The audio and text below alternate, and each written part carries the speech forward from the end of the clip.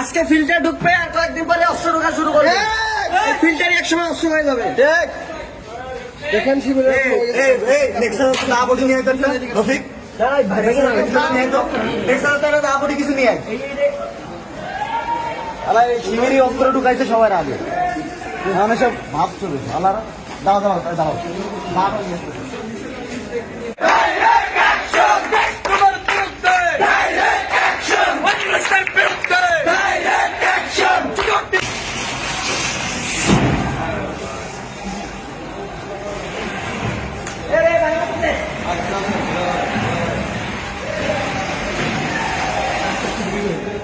ভাবলো